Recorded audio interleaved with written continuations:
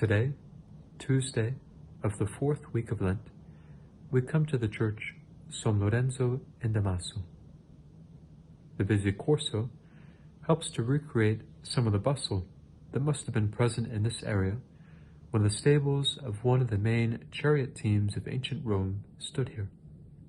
In time, these gave way to residential dwellings, one of which was the home of Pope St. Damasus.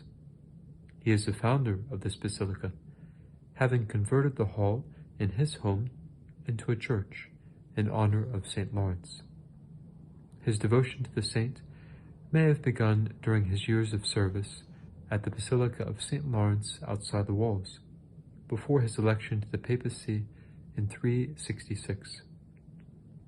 Although he won the election by a large majority, a faction supported another candidate, and a disagreement that soon descended into violence began between supporters of the two men, until the matter was settled in St. Damasus' favor.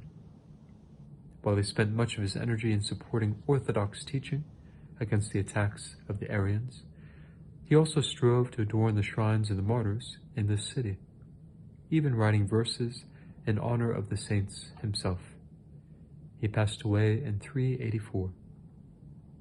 The first basilica on this site, built by Pope St. Damasus in the mid to late 4th century, had roughly the same orientation as the present one. As a result of it being near the former stables of the green teams of chariots, this church was also known as St. Lawrence in Prasino, this being the word for leek green in Latin. The basilica had a quiet history, there being some records of gifts given for the adornment of the church, but not much else. This church survived until the late 15th century, when the new papal chancellery was built on this site. Although the old basilica was demolished to make way for the new building, it was desired that a replacement be included in the new chancellery.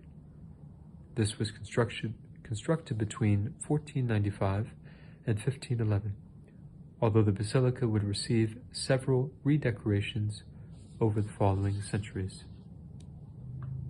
Some points of interest include the high altar built over the tomb of St. Damasus and St. Eutychus. There is also the icon of the Madonna and Child from the 8th century. There is also an honorary plaque which commemorates the work of St. Francis Xavier while he resided in Rome. And finally, there's the chapel of St. Nicholas. We see an elegant baptismal font, as well as a striking funeral monument by Bernini, dramatically playing with the theme of death just before one enters the chapel.